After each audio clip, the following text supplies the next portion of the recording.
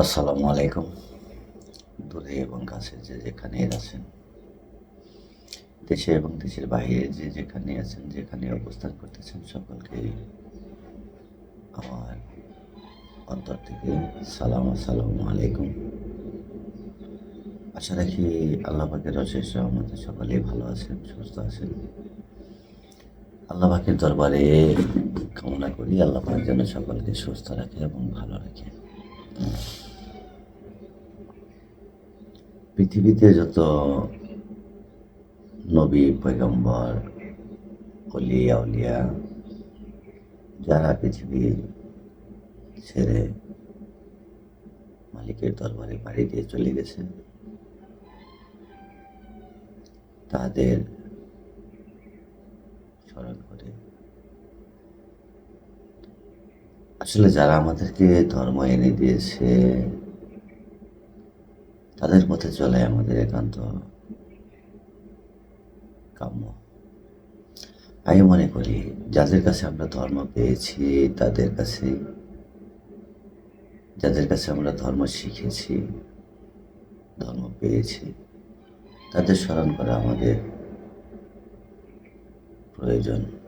এটা আমার মনে হয় আর কি, বা আমি মনে করি, আমি সরল মনে বিশ্বাস করি যে আমি যার কাছে ধর্ম পেয়েছি তাকে স্মরণ করা আমার জন্য একান্ত দায়িত্ব। বাংলাদেশে কোনো নবী আসছে কিনা আমি জানা নাই, তবে রাসূল পাক সাল্লাল্লাহু আলাইহি ওয়াসাল্লাম বাংলাদেশে আসে নাই, এটা আমি বুঝতে পারছি আর কি।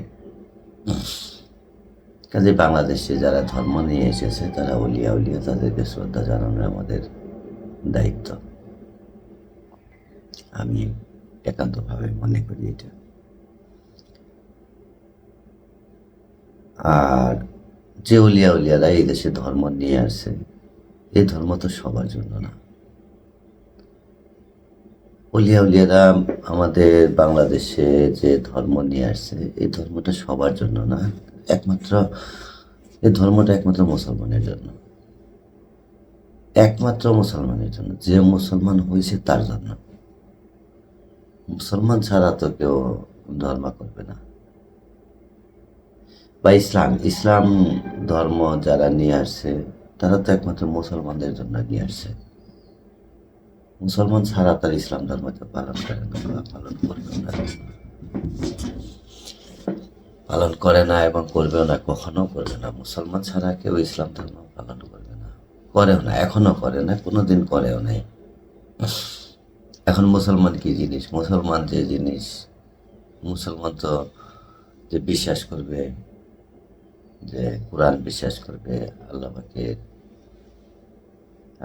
রাসূলের দিন বিশ্বাস করবে, রাসূলের আইন বিশ্বাস করবে, আল্লাহ পাকের আইন বিশ্বাস করবে।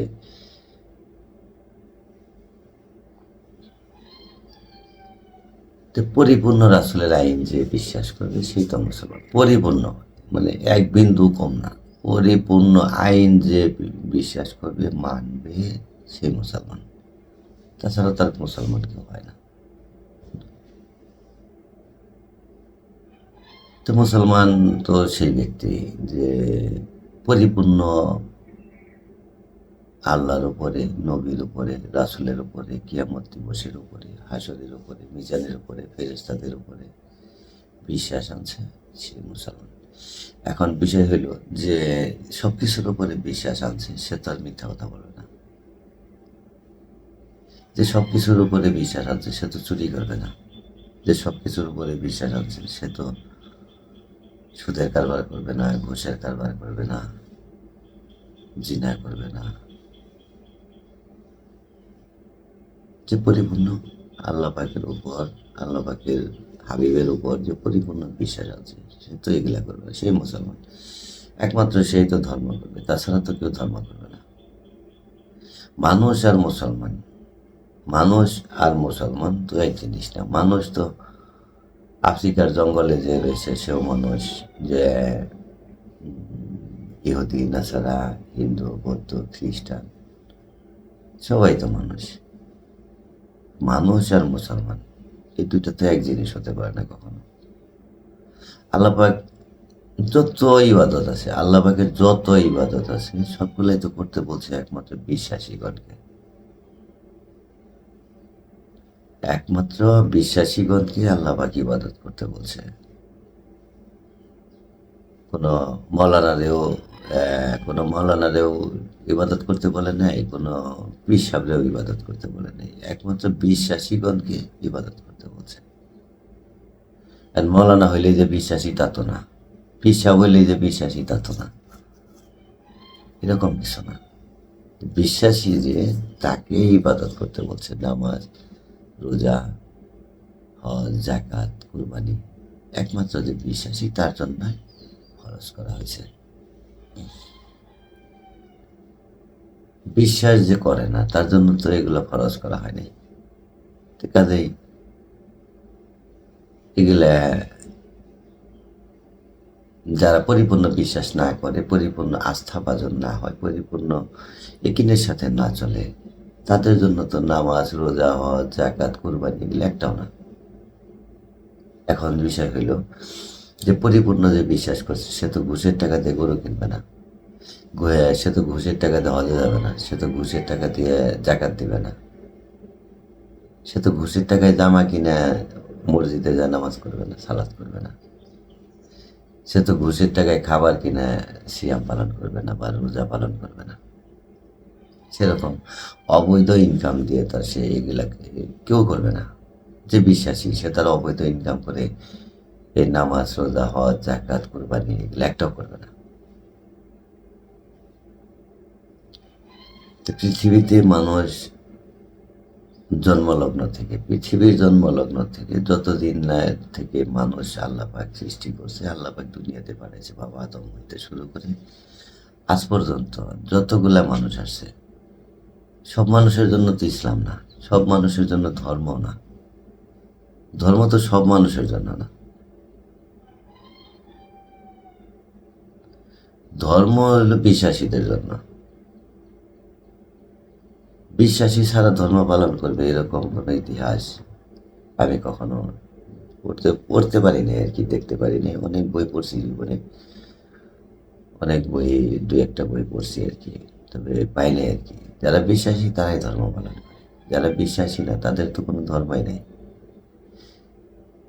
বিশ্বাসী কখনো সুদের কারবার করবে, বিশ্বাসী কখনো ঘুষের কারবার করবে, বিশ্বাসী কখনো মিথ্যা কথা বলবে, বিশ্বাসী কখনো জিনা করবে, এগুলো কিছু করবে না। তো বর্তমান অনেক জায়গায় যাই, অনেক জায়গায় ঘুরি, আপনাদের সাথে কথা বলতে ভালো লাগে তাই বলি। আমার কথা ভালো লাগবে কি না লাগবে না তা আমি এখনো বলতে পারবো না, তবে আমি কিছু কথা বলি, আপনাদের সাথে কিছু কথা বলি, ব্যক্তিগতভাবেই বলি। যেমন এই যে বর্তমান আমাদের রমজান মাস, আজকে দ্বিতীয় রমজান, আজকে তৃতীয় রমজান চলতেছে। সাধারণ বাজারে একটা বেলের দাম 1200 টাকা, একটা বেলের দাম 1200 টাকা, যা দিয়ে মানুষ শরবত খায়। 1200, 1000, 800, 900, 700, 500 একটা বেলের দাম। আর রমজান মাস এমনই একটা মাস যে যেখানে যারা মানুষ তারা সব কিছুর দাম বাড়িয়ে দেয়। যারা মানুষ, মুসলমান না কিন্তু, মুসলমান তো বিশ্বাসী, বিশ্বাসী যারা তারা মুসলমান, কিন্তু মানুষ যারা তারা দাম বাড়িয়ে দেয় আকারে। যারা মানুষ, সাধারণত একটা বেলের দাম যদি 1200-1500 টাকা হয়, এটা কি কোনো মুসলমানই কিনতে পারবে? মুসলমান তো ওই ব্যক্তি যে রাসূলের পরিপূর্ণ আইন মেনে চলে। রাসূলের আইন মেনে চলছে কে? আম্মাদান খাদিজা। সব কিছু বিলিয়ে দিয়ে মুসলমানিত্ব অর্জন করছে, সব কিছু বিলিয়ে দিয়ে রাসূলের আইন মেনে সব কিছু বিলিয়ে দিছে, সেই তো মুসলমান। আর মুসলমান কি একটা বেল পেয়ে 1200 টাকা 1500 টাকায় বিক্রি করবো? এটা মানুষে করবে, মুসলমানে করবে না। কাপড়ের দোকানে যাবেন, কাপড়ের দোকানে গেলেও বলবে যে ভাই আমি তোমাকে একবারে চালান দামে দিলাম, আমি কোনো লাভ করি নাই। এটা কি কোনো মুসলমানে বলবে? মানুষ বলবে, মুসলমান বলবে না। মানুষ বলবে, আমানও কখনো বলবে না। আপনি যেখানে যাবেন, যেমন প্রথম রোজার রাত্রে আমাদের টাঙ্গাইলে বাসাল থানায় একটা ঘটনা ঘটছে যে বাসাল থানায়, বাসাল সদরে আর কি ঘটনাটা ঘটছে যে 3টা বাড়ির থেকে 3টা গরু চুরি করছে। 3টা গরু চুরি করে তারা জবাই করছে, জবাই করে মাংসগুলা নিয়ে চলে গেছে। আচ্ছা, এই মাংসগুলা তো বিক্রি করবে কোথাও, কোথাও না কোথাও তো বিক্রি করবে। 3টা গরুর মাংস তো যে চুরি করছে সে একা খাবে না, কোথাও না কোথাও বিক্রি করবে। আজ পর্যন্ত কোনোদিন জিগাই, আমরা কেউ জিগাইছি যে ভাই এই গরুটা জবাই করছেন, কে জবাই করছে, বা কোন ইমাম সাহেব জবাই করছে? 1 লক্ষ লোকের মধ্যে একজন লোকও জিজ্ঞেস করেনি। 1 লক্ষ লোকের মধ্যে একজন লোকও জিজ্ঞেস করে না যে ভাই গরুটা জবাই করছে কে। মুসলমান তো জিজ্ঞেস করবে, পীর সাহেব তো জিজ্ঞেস করবে, পীর সাহেবও জিজ্ঞেস করে না, ইমাম সাহেবও জিজ্ঞেস করে না, পীর সাহেবও জিজ্ঞেস করে না, ইমাম সাহেবও জিজ্ঞেস করে না। কারণ পীর সাহেব কখনো, পীর সাহেব সকল মানুষকে ভালো ভালো উপদেশ দেয়। একটা পীর সাহেবের কাছে গেলে ভালো ভালো উপদেশ দেয়, কিন্তু ভালো হওয়ার জন্য বলে, কিন্তু তার মেয়ে বিয়ে দেয় হইল মুসলমানের বাইরে, মানে যে ঘুষ খায়, যে বড় চাকরি করে তার কাছে। পীর সাহেব কোনো সাধকের কাছে মেয়ে বিয়ে দেয় না, তার নেশা অন্যদিকে। কিন্তু সে শিক্ষা দেয়, মানুষকে বলে যে ভাই এই পথে চলা লাগবে, বাবা এই পথে চলা লাগবে, কিন্তু তার সন্তানকে বলে না যে তোমার এই সাধকের কাছে বিয়ে দিলাম।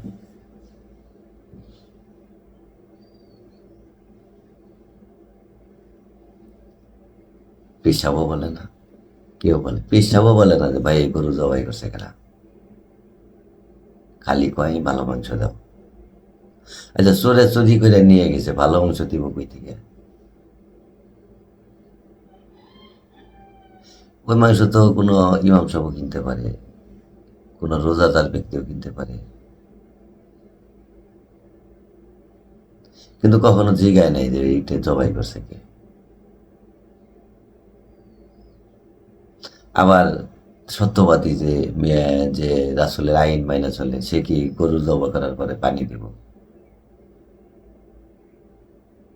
আমার সামনে দিছে পানি, আমার সামনে, তাও টিউবওয়েলের পানি দিলে তাও একটা কথা হয়েছে না, টিউবওয়েলের পানি দিছে, টিউবওয়েলের পানিটা খাওয়া যায়, দিল, খাইলাম। একবারে নর্দমা পুকুরের থেকে পানি ঢুকাইছে, আমার সামনে দিছে, আমি নিজে দেখছি, আমি নিজে প্রত্যক্ষদর্শী। আমি কখনো বাজারে গেলে জিগাই না যে ভাই এটা জবাই করছে কে। এটার প্রয়োজনই হয় না, খালি দেও ভাই ভালো মাংস দেও, দেয় এবার বাসায় যায় খালি খাবো। এত সস্তা কি ইসলাম ধর্ম? ইসলাম ধর্ম তো এত সস্তা জিনিস না। সিয়াম পালন করা কি এত সস্তা জিনিস? সকলেই পালন করতে পারে, সকলেই সিয়াম পালন করতে পারে, সকলেই নামাজ পড়তে পারে, সকলেই হজ করতে পারে, সকলেই জাকাত দিতে পারে। এটা তো একমাত্র মুসলমানই করবো। এই কাজগুলো একমাত্র মুসলমানই করবো, যে রাসূলের আইন মেনে চলবো। রাসূলের আইন মেনে পিসাব চলে না, পিসাব বাড়ি ঘর কইরা বিল্ডিং করে বইরেছে, আর আম্মাজান খাদিজা সব বিলিয়ে দিয়ে ইসলাম প্রচার করছে। পিসাব ইসলাম প্রচার করে বাড়ি ঘর বিল্ডিং কইরা, আর আম্মাজান খাদিজা ইসলাম প্রচার করছে সব কিছু বিলিয়ে দিয়ে।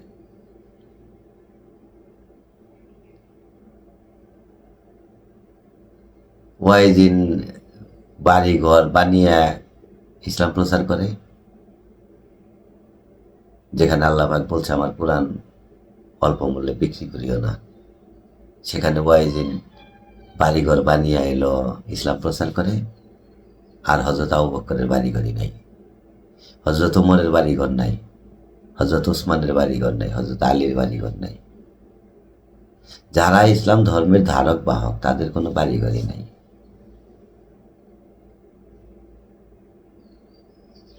তা আমরা পাই কোথায়? আমরা পাই কোথায়? তো ইসলাম মানে কয়জনে? এটাই হলো মূল বিষয়। মুসলমান দাবি করে সবাই, আমিও দাবি করি আমিও মুসলমান, আমার বাপ মুসলমান, আমার দাদা মুসলমান, আমার চাচা মুসলমান, আমার ভাই মুসলমান, কিন্তু অরিজিনালি সত্যি কি আমি মুসলমান? নিজের বিবেকের কাছে প্রশ্ন, আমি কি সত্যি মুসলমান?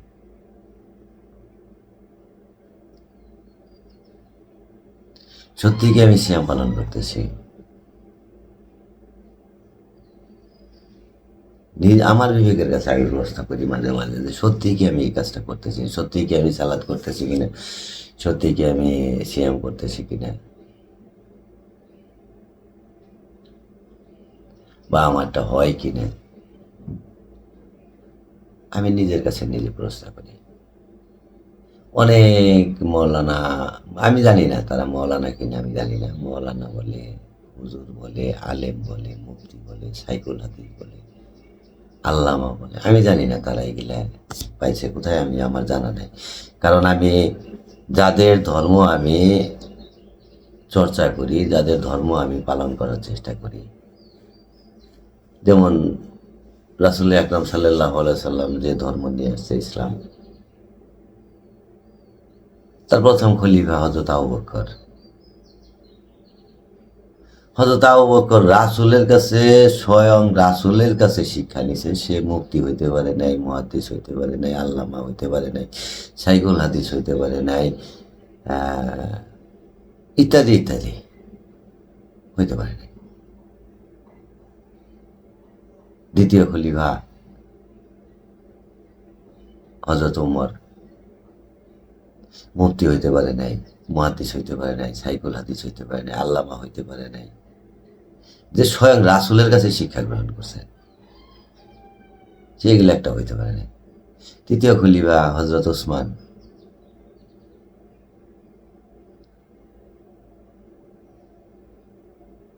সে মুফতি হয় নাই, মুহাদ্দিস হয় নাই, আল্লামা হয় নাই, শাইখুল হাদিস হয় নাই, মৌলভী হয় নাই, কিছু হয় নাই। হযরত আলী মুফতি হয় নাই, হাজি হয় নাই, শাইখুল হাদিস হয় নাই, আল্লামা হয় নাই, মুফতি হয় নাই, কিছু হয় নাই। যাদের কাছে ধর্ম আল্লাহ পাক প্রেরণ করছে, যার কাছে আল্লাহ পাক নিজে স্বয়ং ধর্ম প্রেরণ করছে, তার কাছে শিক্ষা নিয়ে মৌলানা, মুহাদ্দিস, হাজি, গাজী টাইটেল একজনের পায় নাই। নিজের বিবেকের কাছে প্রশ্ন করি, সত্যি কি আমি মুসলমান? তারপরে যারা ইসলাম প্রচার করছে তারা রাজপ্রসাদ ছেড়ে রাস্তায় নেমে এসে পিসাবরা দেখি যে বিল্ডিং বানায়,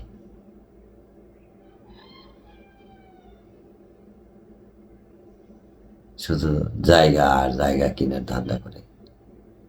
মৌলানারাও তাই, মৌলানারা হয়েছে রাসূলের কাছে পইরা মৌলানা হারে নেই, কিন্তু ওই যে চণ্ডীদাসের কাছে পইরা মৌলানা হয়েছে একজন, মুহাদ্দিস হয়েছে একজন, আল্লামা হয়েছে একজন।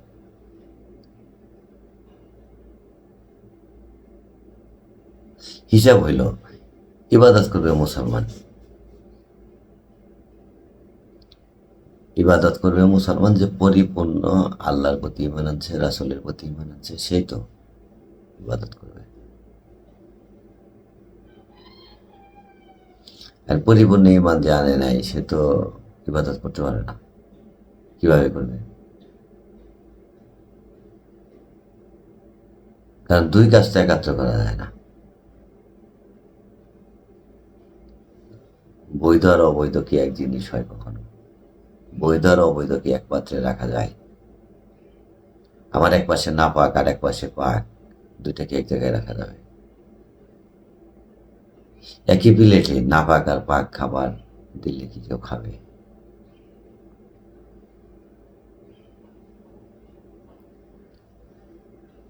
রাসূলের প্রতি কুরআন নাজিলের পরে আব্দুল্লাহ ইবনে আব্বাস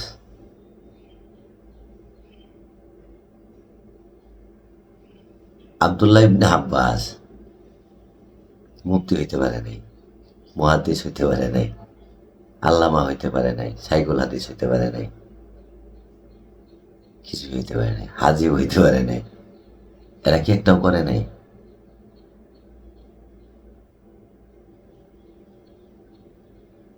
এরা কি একটাও করে নাই? যেমন আজকে দ্বিতীয় রোজা, আজকে দ্বিতীয় রমজান, আজকে থেকে অনেক মানুষ অসুস্থ হয়ে পড়বো, মুসলমান হবে না। মুসলমান আজকে থেকে অসুস্থ হবে না, সুস্থ হয়ে যাবে। কিন্তু মানুষ আজকে থেকে অনেক অসুস্থ হয়ে যাবে। হাজার হাজার মানুষ অসুস্থ হয়ে পড়বে, কিন্তু একটা মুসলমান অসুস্থ হয়ে পড়বে না, তারা সুস্থ হবে। কারণ যে কজন মুসলমান সিয়াম পালন করবে, সিয়াম সাধনা করবে, তাদের ভিতরে যদি কোনো রোগ থাকে, সেটা ইনশাল্লাহ আল্লাহ পাকের অশেষ রহমতে মুক্তি হয়ে যাবে। কিন্তু মানুষের রোগ বাড়তেই থাকবে। আজকে থেকে আমি একটা কথা বললাম, দেখেন আপনারা চিন্তা করে দেখেন যে আজকে থেকে মানুষের রোগ বেড়ে যাবে, গ্যাস্ট্রিক বেড়ে যাবে, আলসার বেড়ে যাবে, কিডনির সমস্যা বেড়ে যাবে, হার্টের সমস্যা বেড়ে যাবে, বিভিন্ন বিভিন্ন রোগ বেড়ে যাবে আজকে থেকে। কিন্তু যারা মুসলমান, যারা রাসূলের প্রতি ঈমান আনছে, কোরআনের প্রতি ঈমান আনছে, আখিরাতের প্রতি ঈমান আনছে, ফেরেশতাদের প্রতি ঈমান আনছে, যারা মৃত্যুর উপর ঈমান আনছে,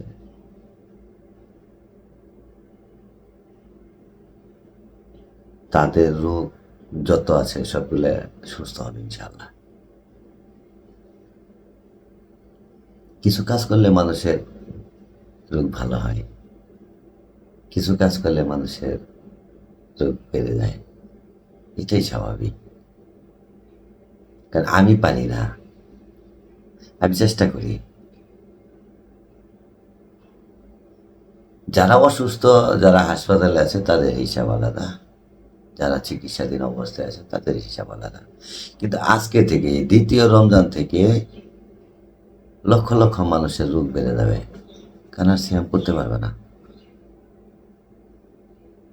প্রথমটা করছে, দ্বিতীয়টা থেকে আর খালি কমতে থাকবে খালি, কারণ ওই রোগ বেড়ে যাবে।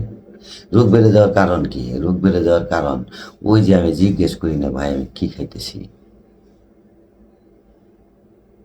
আমার বিবেকের কাছে আমি জিজ্ঞেস করি না আমি কিভাবে খাইতেছি, এটা পাইলাম কোথায়? ধর্ম তো সবার জন্য না, ধর্ম তো যে বিশ্বাসীদের জন্য। দিলেই তো খাওয়া যাবে না, দিলেই খাওয়া যাবে না। সব বাড়িতে খেয়ে কি ধর্ম করা যাবে? সব বাড়িতে খেয়ে তো ধর্ম করা যাবে না। খাওয়ার মতো খাবার লাগবে, তার সম্বন্ধে জানতে হবে। তো সব বাড়িতে খেয়ে যদি ইবাদত করা যাইতো, তাহলে তো সবকিছু খেয়ে ইবাদত করা যাইতো। সবকিছু খেয়ে যেরকম ইবাদত করা যায় না, সব বাড়িতে খেয়েও তো ইবাদত করা যাবে না। এটা পীর সাহেব বোঝে না, এটা ইমাম সাহেব বোঝে না যে সব বাড়িতে খায়া ইমামতি করা যাবে না। এটা পীর সাহেব বোঝে না যে সব বাড়িতে খায়া পীর সাহেবগিরি করা যাবে না।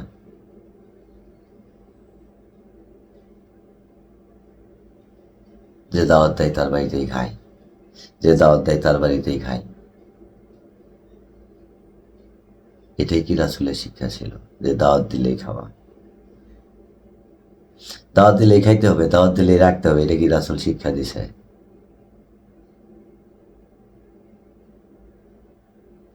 সব খাবারই খায় কি ইবাদত করা যায়? মদ খেয়ে যদি ইবাদত না চলে তাহলে সুদির বাড়িতে খাবার খেয়ে তার ইবাদত চলে না। সুদির বাড়িতে খেয়ে কি ইবাদত চলে? ওই আজ পর্যন্ত কোনোদিন শুনলাম না যে ভাই তুমি সুদের কারবার করো, তুমি মসজিদে ঢুকছো কেন, মসজিদ নাপাক হয়ে গেল। আজ পর্যন্ত কোনো ইমাম সাহেব বলে নাই, কোনো পীর সাহেবও বলে নাই যে তুমি সুদের কারবার করো, তুমি আমার বাড়িতেই সকায়, তুমি আমার বাড়িতে আর পরে তোমার বাড়িটাই নাপাক হয়ে গেছে। কোনো পীর সাহেব বলে না। আমি দেখি তো বিভিন্ন জায়গায় ঘুরি, বিভিন্ন জায়গায় দেখি কোনো পীর সাহেব বলে না যে তুমি না ঘুষের চাকরি করো, তুমি আমার বাড়ি এসো, আমার বাড়ি তো নাপাক হয়ে গেছে। আমার বাড়ি আইলে ঘুষের চাকরি বাদ দেওয়া লাগবে। কোনো ইমাম সাহেব বলে না যে তুমি ঘুষের চাকরি করো, মসজিদে ঢুকছো, মসজিদ নাপাক করো কে? একটাই জিজ্ঞেস করে না, পীর সাহেবও জিজ্ঞেস করে না, ইমাম সাহেবও জিজ্ঞেস করে না।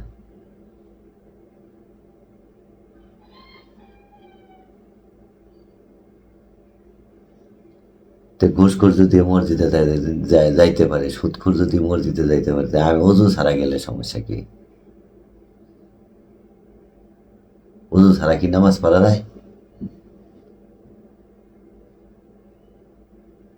অজু ছাড়া যদি নামাজ না পড়া যায়, সুদখোর মসজিদে গেলে ওখানে তাহলে সুদখোর গেল কেমনে? অত তওবা করে যাওয়া উচিত যে আমি আর জীবনে তো এই সুদের কারবার করব না, আল্লাহ তুমি আমার মাফ করে দিও। তা তো যাই না, তারপরে আবার হে দাওয়াত দিলে ভাড়া আমি ইমাম সাহেব সবার আগে যাইগা, পীর সাহেব সবার আগে যাইগা। এক পীর সাহেবকে জিজ্ঞেস করলাম যে ভাই আপনি, ও না সরি দুঃখিত, এক পীর সাহেবের বাড়ি গেছি, যাওয়ার পরে শীতের দিন তো আমি জুতা পাইতে গেছি, এখানে তার যে ভক্তবিন্দু আছে আর কি, তারা বলতেছে যে ভাই জুতা খুলেন। আমি কে জুতা খোলা লাগবে কে? কই যে পিসাব বাড়ি জুতা পাইতে পারে না। আমি তোমার পিসাব কই? কই ঘরের ভিতরে। গেলাম ঘরের ভিতরে, যাই যাই যে পিসাব চাঁদে কম্বল গায়ে দিয়ে বয়ে দিছে। তো পিসাবরে জিজ্ঞেস করলাম যে আপনি পিসাব কয় হওয়া, আমি কম্বল গায়ে দিয়ে বয়ে দিয়েছেন কে? কয় শীত ঠান্ডা। এই যে আপনার মুড়িদেরা খালি পায়ে ঘুরতেছে মাঘ মাসে, শীতের মধ্যে ওকে ঠান্ডা লাগে, আপনি বুঝেন না? কই পিসাব বাড়ি এলে তো ভক্তরা শিষ্যরা খালি পায়ে হাঁটে।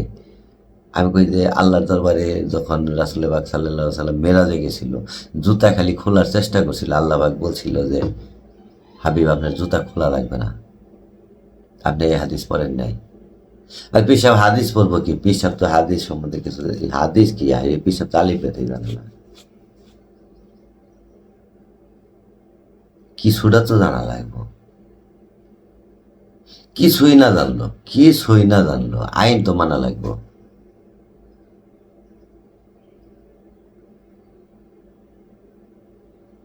আইন তো মানা লাগবো। আর খালি মুখে কইলে তার আইন মানাবো না, মুখে কইলে আইন মানাবো। কয় এইটা হারাম, এইটা হারাম, এইটা হারাম, এইটা হারাম। এই ঘুষ করে টাকা দিবেন না, সে কয় মার হাবা।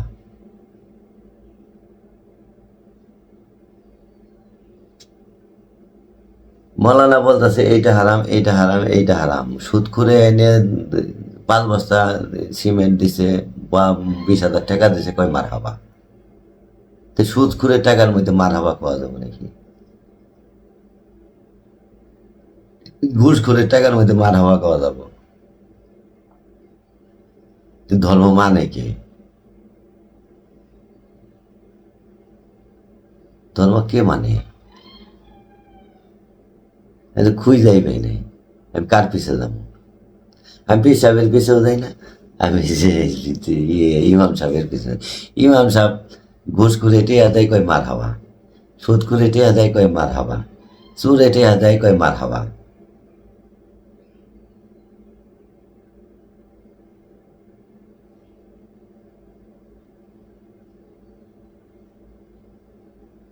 যা পাই তাই কয় মার হাওয়া। একবারও জানার বিষয় হইল না যে আমি যে মার হাওয়া কইলাম, সব কিছুর মধ্যেই মার হাওয়া কইলাম। কতটুকু এই মারহাবা কতটুকু আল্লাহর কাছে গ্রহণযোগ্য হবে? একটা রিক্সাওয়ালা 10 টাকা দিছে কয় মারহাবা, সুদ করে 500 টাকা দিছে কয় মারহাবা। তা আল্লাহ পাকের কাছে কোনটা গ্রহণযোগ্য হবে?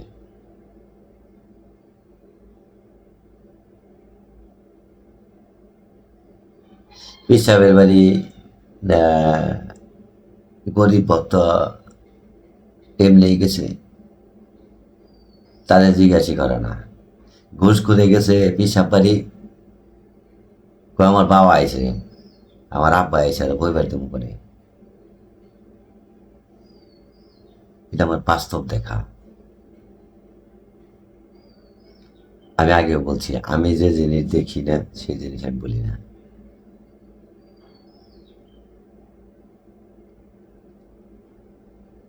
আমি দেখছি বিদায় এই কয়টা কথা বললাম। আমার চোখের সামনে ঘুষ করে টাকা দিছে হুজুরে কয় মারহাবা। আমার চোখের সামনে সুদ করে টাকা দিছে কয় মারহাবা। আমার চোখের সামনে ভিক্ষা করে হে টাকা দিছে কয় মারহাবা।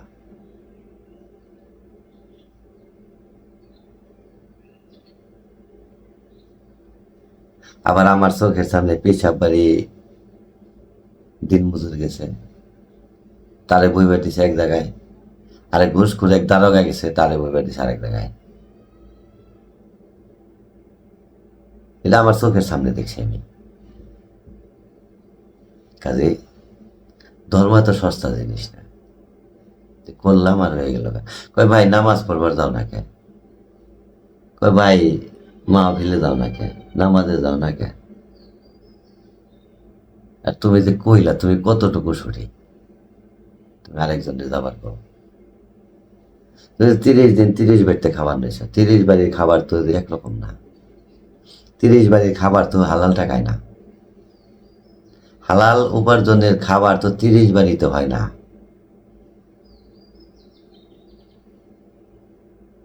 30 দিন 30 বাড়ি খাইলে একটা গ্রামে 500 ঘর আছে, 500 ঘরের মধ্যে 500 ঘরে যদি ইমাম সাহেব খায়, 500 ঘরের লোকই তো ওই এক এক দিন এক একজনে দিবে। মানে আমার বাড়িতে বছরে একবার একদিন পরে, আমাদের বাড়িতে ইমাম সাহেবের খাবার বছরে একদিন পরে।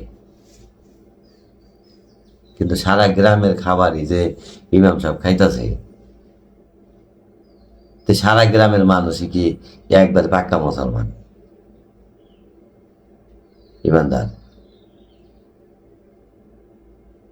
এর মধ্যে সুদখুন নাই, ঘুষখুন নাই, এর মধ্যে হইল জিনাকারী নাই, এর মধ্যে সুর নাই, এর মধ্যে নুচ্চা নাই, বদমেশ নাই।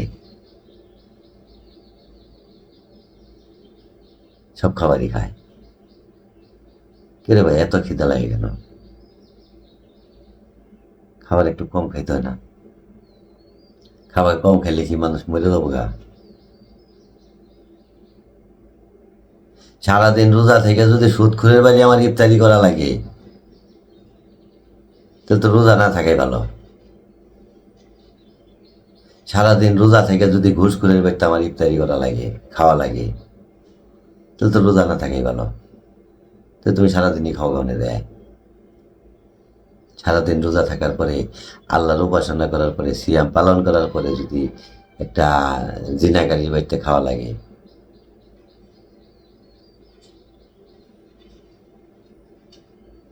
একটা চুরের বাড়িতে খাওয়া লাগে, ডাকাতের বাড়িতে খাওয়া লাগে, লুচ্চার বাড়িতে খাওয়া লাগে, তাহলে তো না খাওয়াই ভালো, এই রোজা না থাকাই ভালো। এত পরিশ্রম করে রোজা করে, এত পরিশ্রম করে নামাজ পড়ে, এত পরিশ্রম করে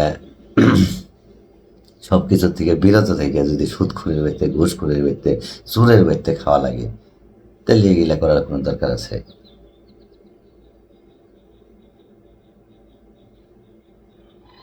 আমি ব্যক্তিগতভাবে মনে করি এটা। আমি 1 কোটি বছর যদি মাদ্রাসায় লেখাপড়া করি, আমি কোনোদিন মৌলানা মুহাদ্দিস হইতে পারব না। কারণ নবীর কাছে যে লেখাপড়া করছে তারাই গিয়ে পারে না, আমি কার কাছে হবো?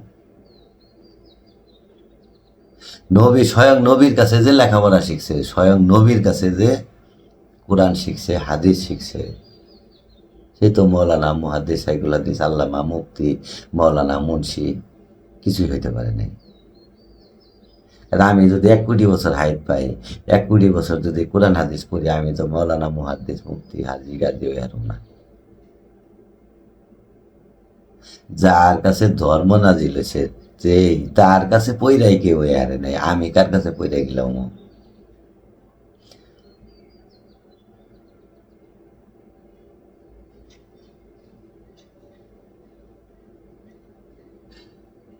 আমি বিনীতভাবে অনুরোধ করব, সারাদিন পরিশ্রম করে সিয়াম পালন করে, নামাজ আদায় করে, সালাত করেন বা নামাজ করেন, রোজা করেন বা সিয়াম করেন, যে যেটাই বলেন, যে ভাষায় বোঝেন, সারাদিন পরিশ্রম করে সিয়াম থাকার পরে, সিয়াম করার পরে সুদখোরের বাড়িতে জানি না খাওয়া লাগে, ঘুষখোরের বাড়িতে জানি না খাওয়া লাগে,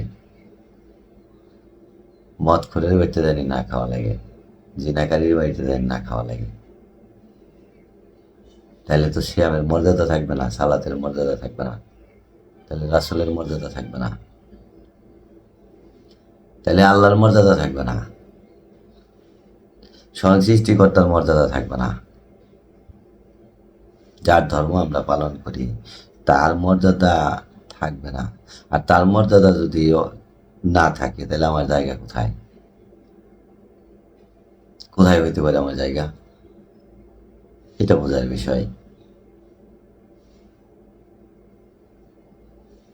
অনেক মৌলানা মুহাদ্দিস, যারা নামি নামি দামি মৌলানা মুহাদ্দিস, শাইখুল হাদিস, আল্লামা, পীর, মাশায়েখ, মানে এক এক পীর সাহেবের তো টাইটেল পড়তে মনে করেন যে 1.5 ঘন্টা সময় লাগে। কি কি লেখে তাও কে পারব না। যে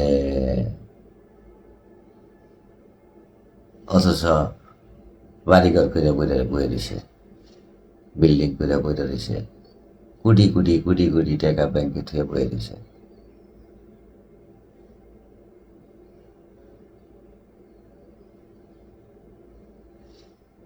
পাগল ওয়াইসকোয়েনের কোনো বাড়ি ঘর ছিল না, হজরত ওমরের কোনো বাড়ি ঘর ছিল না, হজরত উসমানের বাড়ি ঘর ছিল না, সব বিলিয়ে দিছে। যে স্বয়ং রাসূল আকরাম সাল্লাল্লাহু আলাইহি সাল্লাম, যার জন্যে এই যে বলে যে যার জন্য আল্লাহ পাক দুনিয়ায় সৃষ্টি করছে, তারই তো বাড়ি ঘর নেই। আর সে সবার বাড়ি খাইছে? সে কি সবার বাড়ি খাইছে? সবারটাই কি সে নিছে? সবার দান সে নিছে?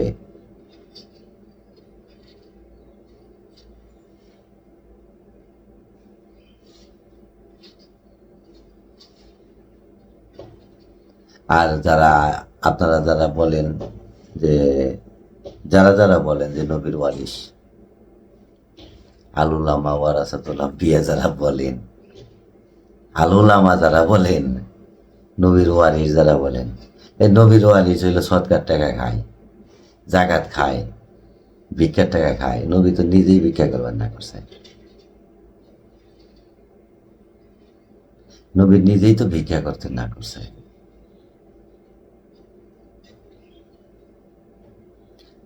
যে দেয় সেই টাকায় নেন, যে টাকা দেয় সেই টাকায় নেন, এগুলো পাইলেন কোথায়? নবীর ওয়ারিস ভিক্ষার টাকা নিবে নাকি? সৎকার টাকা নিবে, জাকাতের টাকা নিবে? নবীর জন্য তো জাকাত খাওয়া হারাম, নবীর ওয়ারিসগণের তো জাকাত খাওয়া হারাম, নবীর ওয়ারিসগণের হইল সৎকার টাকা খাওয়া হারাম। আপনারা নবীর ওয়ারিস হয়ে সব যে দেয় তাই নেন, কেমনে নেন? কোন আইনে নেন? আপনাদের জন্য কি কোরআন আলাদা, কিতাব আলাদা? আপনাদের কিতাব আলাদা।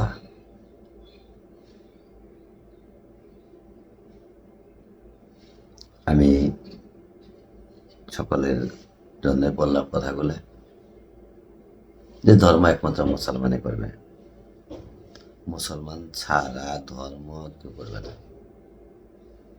যে মুসলমান হয় নাই সে কি মসজিদে নামাজ পড়তে যাবে কখনো?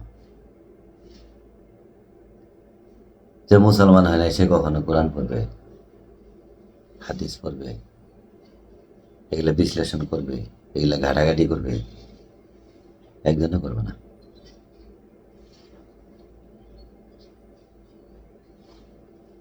মুসলমান, আল্লাহ পাক কোরআনে বলছে না যে মুসলমান না হয়ে কবর আসিও না? তো কেন বলছে? ওই সুদখোরের বাড়িতে খাওয়ার জন্য বলছে? ঘুষখোরের বাড়িতে খাওয়ার জন্য বলছে? মুসলমান হইতে গেলে গেলে বাদ দেওয়া লাগবে। মানলে পরিপূর্ণ মানতে হবে, না মানলে মানার কোনো প্রয়োজন নাই। ওই জামার মধ্যে এক পাশে পায়খানা পরে আর এক পাশে ধুইয়া মসজিদে নামাজ পড়া, জামার মধ্যে এক পাশে এলো পায়খানা পড়েছে আর এক পাশে এলো পোলাও বিরিয়ানি রাইন দেয় নিয়ে পিসাব বাড়ি গেছে। ওই ওই পিসাব বাড়ি বলেন আর রইলো খানগাড়ি বলেন আর রইলো ওই যে কি কয় যে আলে হাদিসি বলেন আর হানাবি বলেন আর মালিকি বলেন সাফি বলেন হাম্বলি বলেন যাই বলেন,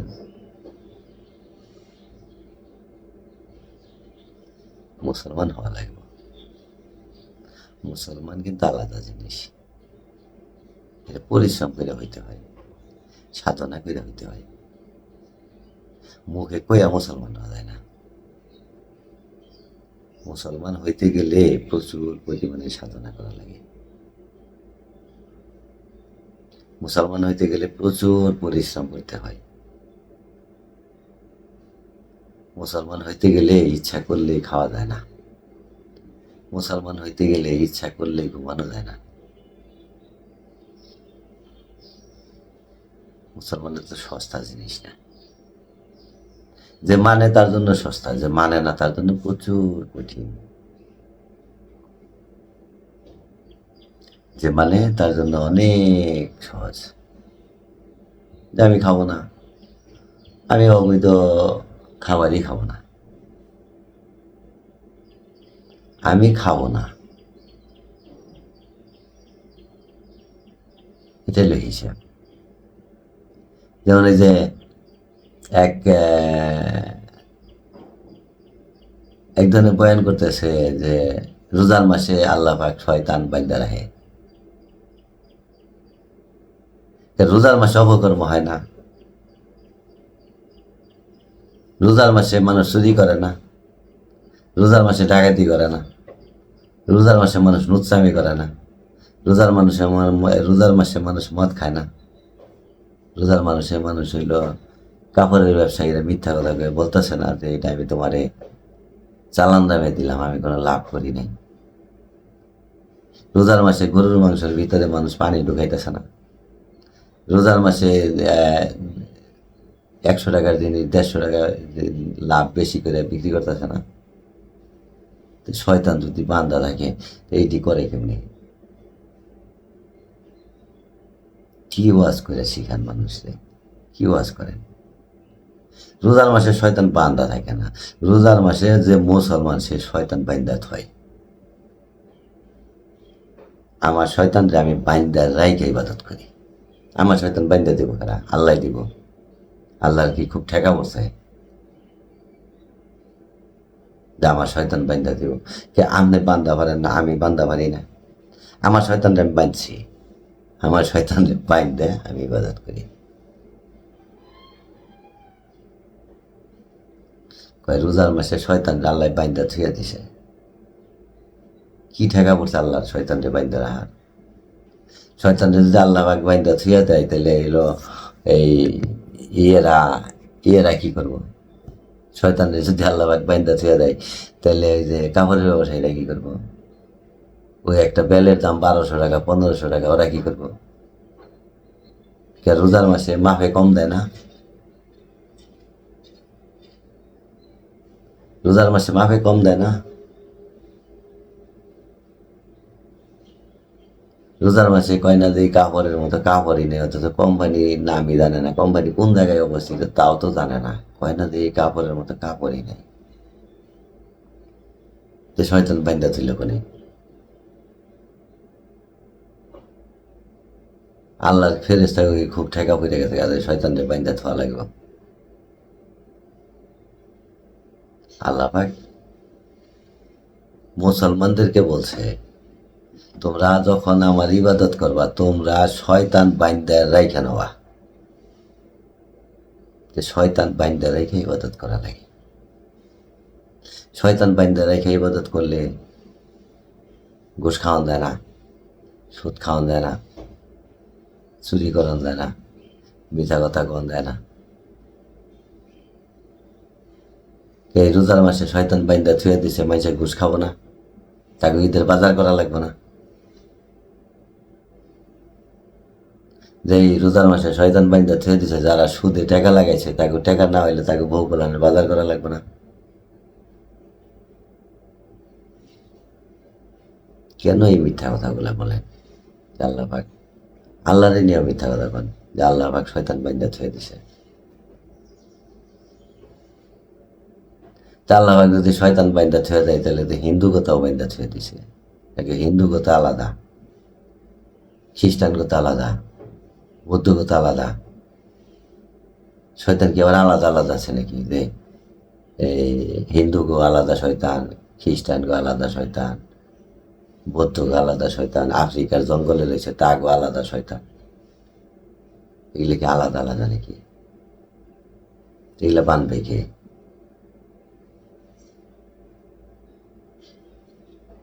এগুলা কে বানবে?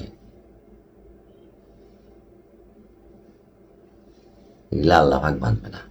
যার যার কর্ম করার সময় তার তার শয়তান রে বাইন্দা লওয়া লাগবে।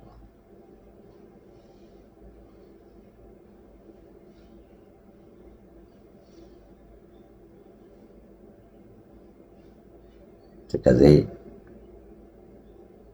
ধর্মের দোহাই দিয়ে লাভ নাই, কর্মের দোহাই দেওয়া লাগবে। ধর্ম তো স্থিরভাবে রয়ে গেছে, আল্লাহ পাক যা দিচ্ছে ওইটা স্থিরভাবে রয়েছে। কর্ম খালি নাড়াচাড়া করে, ডাইনে দেয় একবার, বাইরে দেয় একবার, এটা মানবো এটা মানবো না, এটাই লাভ বেশি, এটা চুরি করলে লাভ বেশি, এটা টাকা সুদে লাগাইলে লাভ বেশি, এটাই ঘুষ খাইলে লাভ বেশি। ঘুষের টাকা না হলে বাড়ি করন যায় না, বিল্ডিং করন যাব না, থাকবেন কয়দিন? আবার কয়ে বলেন যে আপনারা বিল্ডিং এ থেকে কথা কেটেছেন, আমার বাড়ির নিজের 10 টাকা নেই, আমি ভাড়া বাড়িতে থাকি, আমার থাকার জায়গা নাই দেখে আমি ভাড়া বাড়িতে থাকি। তাও কয়ে দিলাম। ঠিক আছে, এগুলা যে করবার নিয়েছেন নিয়ে যেতে পারবেন তো। আর বাড়িঘর যারা কইরা লাইছেন তাকে তো আর বেস্টের মধ্যে বাড়িঘরের দরকার নেই, তারা তো এই বাড়িঘর নিয়েই যেতে পারবেন। তারা বাড়িঘর জমি জমা সবকিছু করা হয়ে গেছে যাদের, তাদের তার বাড়িঘরে করার জন্য বেস্টের ধর্মের দরকার নেই।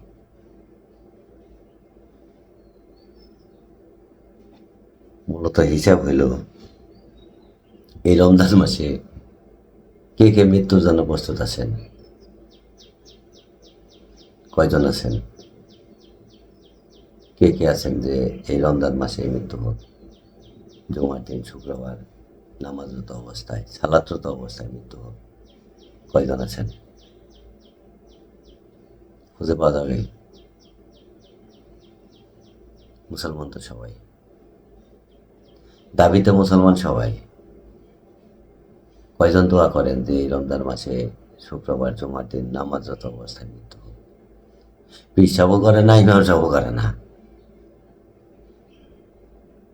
ইমাম সাহেব কয় উমারে খুব ভালো ভালো খাবার আছে, দেবার চায় না। পীর সাহেবে কয় বেচতে গেলেই খালি এইটা পাওয়া ওইটা পাওয়া।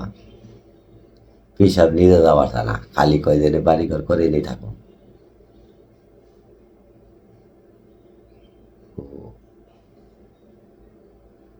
কে চায় সঠিক ধর্ম পালন করতে? কয়জন কয়জন আছে? আছে কেউ? একজন, দুইজন, 5 জন? বাজারে যাবেন, কিনবেন, আনবেন, খাবেন। বাজারে গেলাম, কিনলাম, কি কিনলাম তাও জানি না, কি দিয়ে কিনলাম তাও জানি না, নিয়ে আইলাম বাড়িতে, কি নিয়ে এলাম তাও জানি না, বাড়িতে রান্না করবার নেছে, কি রান্না করবার নেছে তাও জানি না, খাইলাম, কি খাইলাম তাও জানি না। ইবাদতে দাঁড়িয়ে গেলাম, নামাজের জন্য দাঁড়িয়ে গেলাম, ইমাম সাহেব আযান দিল, আসসালাতু খায়রুম মিনান নাওম, ঘুম হইতে নামাজ ভালো।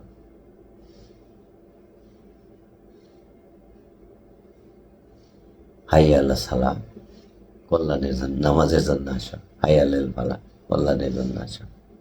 কতটুকু কল্যাণ হবে? কতটুকু কল্যাণ হবে? ইমাম সাহেব খেয়ে আইছে আমাকে বাড়িতে এলো ঘুষের টিহা, সুদের টিহা, আমাকে বাড়িতে খেয়ে এনে ইমামতি করবার নিছে। মসজিদে ঢুকার সময় তো মসজিদ না ভাগ হয়ে গেছে গা, মসজিদ না ভাগ হয়ে গেছে গা, তখন ওর হইলো ওর পিছে যেটি নামাজ পড়বো কি হইব?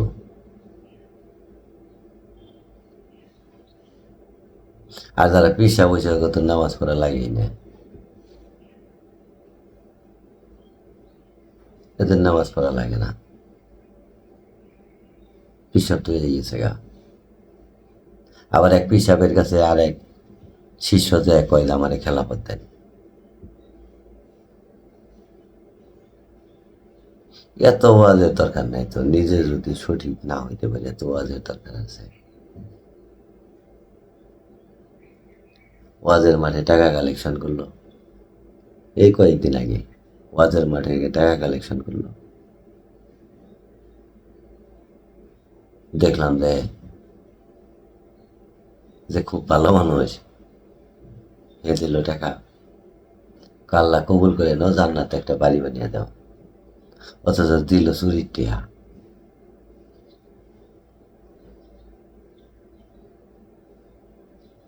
বন বিভাগের এক কর্মকর্তা টাকা দিল, কয় আল্লাহ জান্নাতে একটা বাড়ি বানিয়ে দাও। ঘুষের টিয়া দিল, কয় জান্নাতে একটা বাড়ি বানিয়ে দাও। সুদের টিয়া দিল একজনে, কয় জান্নাতে একটা বাড়ি বানিয়ে দাও। তো ওর পিছে নামাজ পড়লে কি হইব? ওর পিছে নামাজ পড়লে কি হইব? সুদের টাকা দিছে, তাও কয় জান্নাতে বাড়ি বানিয়ে দাও, নিয়ে কয় যে অমুক ভাই মার হাবা, আল্লাহ তুমি ওর বাবা মাকে মাফ করে দিও, ওর গোষ্ঠী সুদ্ধা মাফ করে দিও, ওর জান্নাতে একটা বাড়ি বানিয়ে দিও। ঘুষ করে দিল, আমার সামনে দিছে, আমার সামনে দিছে ঘুষ করে। মোল্লাই তারে বাড়ি বানানোর জন্য আল্লাহর কাছে অর্ডার দিয়ে দিল যে আল্লাহ তুমি বাড়ি বানানোর জন্য ব্যবস্থা করো, ফেরেস্তা দিয়ে বাড়ি আরম্ভ করে দাও, কাজ আরম্ভ করে দাও।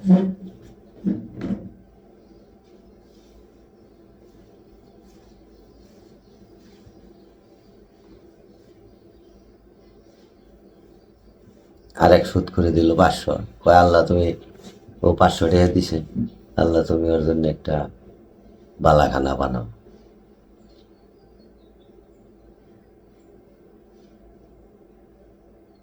আল্লাহরে কাম দিয়ে দিল মোল্লাই, নিল সুতির টিয়া, ঘুষের টিয়া, চুরির টিয়া, মদ বেচা টিয়া, গান্দা বেচা টিয়া, নিয়ে আল্লাহরে কাম দিয়ে দিল যে আল্লাহ তুমি অগ্নিকে বিল্ডিং বানাইতে থাকো।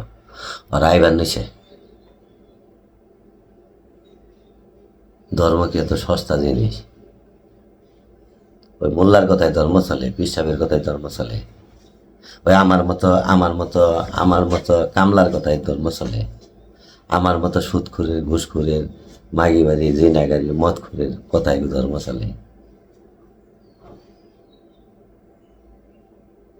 আমার মতো সুর টাউন বদমেশের কথায় ধর্ম চলে, আমার মতো।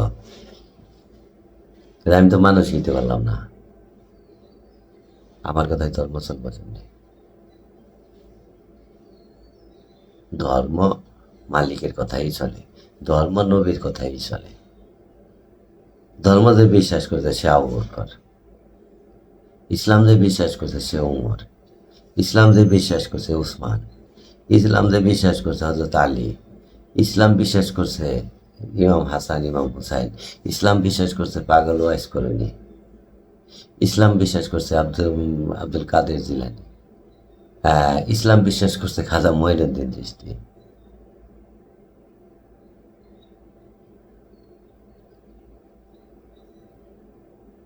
আমি এক কিতাবের মধ্যে পাইলাম হজরত সালমান ফার্সি নবীর এক সাহাবি, হায়াত পাইছিল 250 বছর। সালমান ফার্সি খুব পেরেশান ছিল। হজরত আবু বকর জিজ্ঞেস করছে, ভাই সালমান তুমি এত পেরেশান কেন? কয় আমার কাছে কিছু সম্পদ আছে, কই তোমার তো কিছুই নাই, তুমি না রাজবাড়ি রাজপ্রাসাদ ছাইরা দিয়ে আয়া পড়ছো, তোমার তো তার কিছু নাই। সালমান ফার্সি তো জমিদার ছিল। এই সালমান ফার্সি বলল যে আমি কিছু সম্পদের ভারে খুব পেরেশানিতে আছি। তোমার আবার কি সম্পদ? আমার একটা পাগড়ি আছে, একটা কুর্তা আছে, একটা পায়জামা, একটা জামা আছে, একটা চাদর আছে, একটা লাঠি আছে। এরা ধর্ম বিশ্বাস করছিল, এরা ধর্ম বিশ্বাস করছিল, এরা কোরআন বিশ্বাস করছিল। নবীর কাছে কোরআন শিক্ষা নিয়ে তারা যায় নিয়ে এক এক দেশে যায় নিয়ে নবীর সাহাবিরা মাদ্রাসা বানাইতে পারতো না, বানাইতে পারতো না। তারা কিছু বোঝে নাই, তারা কোরআন বোঝে নাই। নবী স্বয়ং যাদেরকে কোরআন বোঝাইছে তারা কোরআন বোঝে নাই।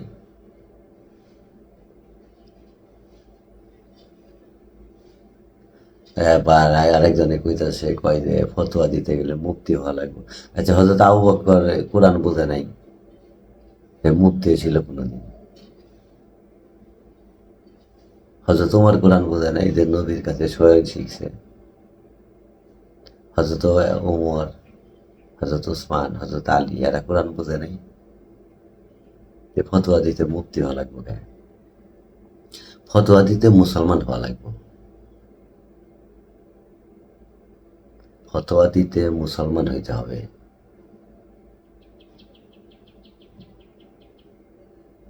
ফতোয়া দিতে ইমাম সাহেব হন যাব না।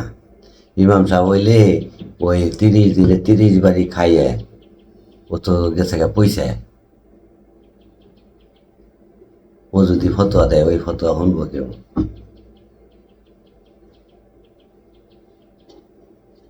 এই ফতোয়া কেউ শুনবো না, কারণ ও তো নিজেই পয়সা গেছে গা মানুষের বাড়ি খাইতে, 12 বাড়ি খাইতে খাইতে পচা, ভালো মন্দ পচা, প্রসাব পায়খানা গোমুত শুয়োর কুত্তা খাইতে খাইতে তো নিজেই পয়সা গেছে গা। ওর ফতোয়া দেবো কি?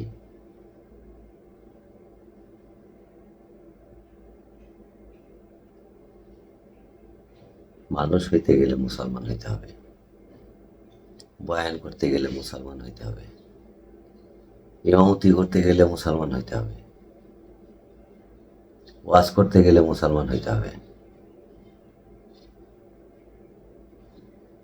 পিসাব হইতে গেলে মুসলমান হইতে হবে।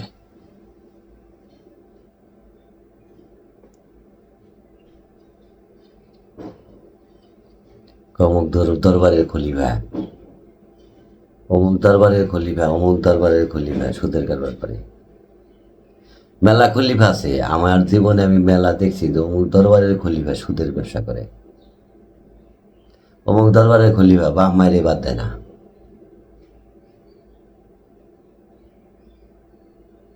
অমুক দরবারের পিসাব অমুক দরবারের থেকে খলিফা হইয়া পিসাব হয়েছে, বাপ মায়ের বাদ দেয় না, সুদের ব্যবসা করে। এটা আমার নিজে দেখা, আমি আর আগেও বলছি, আমি যা বাস্তবে দেখি আমি তাই বলি।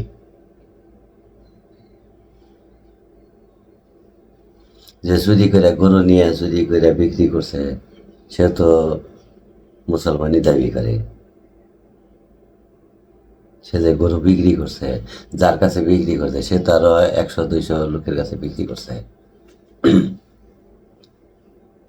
গরু তো হালাল, যেটা মানুষ খায় রোজা রয়েছে, রোজার দিনে তো বিক্রি করছে। যারা খাইয়া রোজা রয়েছে তারা কি খাইলো? এখন কইবেন যে না যায় না কিনছে, না যায় না কিনলো কে? না যায় না আল্লাহ কিনবার কইছে? না যায় নাকি আল্লাহ কিনবার কইছে? না যায় না কিনবো কে? এখন যদি বলেন যে সে যে চুরি করে আনছে না ডাকাতি করে আনছে, সেটা তো আমরা জানি না, আমরা কিনে এনেছি। না যায় না কিনলেন কে? না যায় না টয়লেট পায়খানায় যা হয়ে থাকেন গা, তা তো থাকবেন না।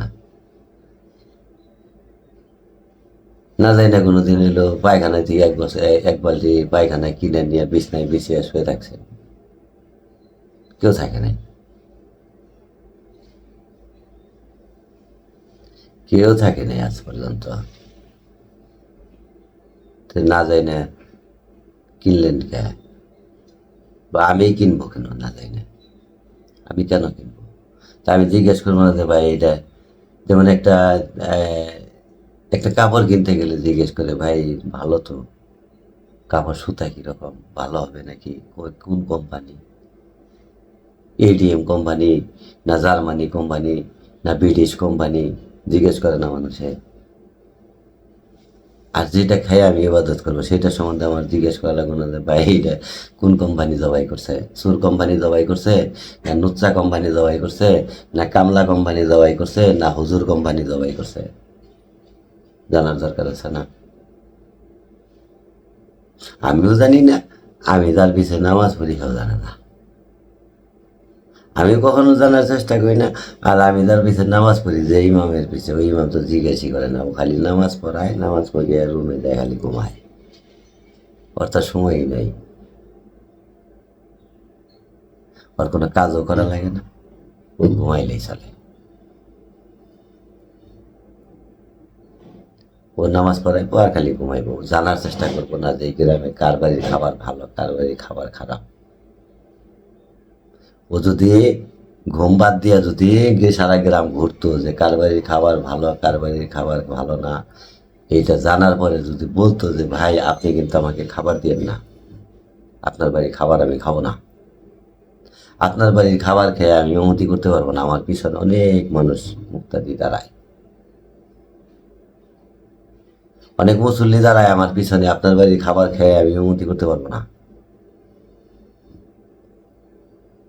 ইমাম সাহেব যদি বাড়ি বাড়ি ঘুরতো, বাড়ি বাড়ি ঘুরে জানতো যে ভাই তোমার ছেলে কি করে, তোমার মেয়ে কি করে, তোমার বাবা কি করে, জানার পরে যদি বলতো যে ভাই তোমরা কিন্তু আমার জন্য খাবার পাঠাবে না, আমি কিন্তু খাবো না,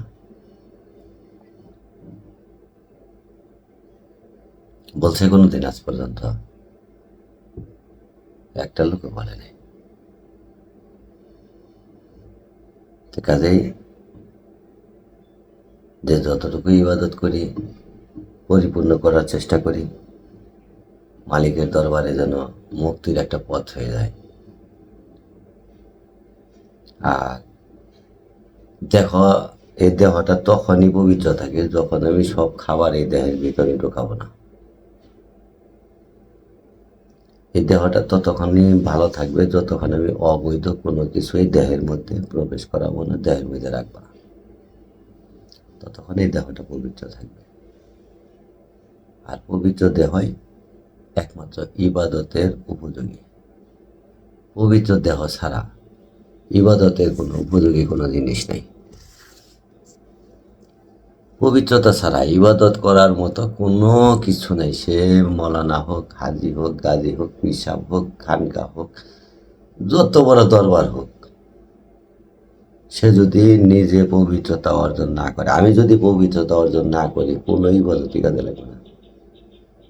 ওই পীর সাহেবের কাছে গেলেও কিছু হইব না, ওই সাইকুল হাদিসের কাছে গেলেও কিছু হইব না, ওই ইমাম সাহেবের কাছে গেলেও কিছু হইব না, মুফতির কাছে গেলেও কিছু হইব না, ওই যে দিব খালি কইব মার হাবা, ওর কাছে গেলে তো আরও কিছু হইব না।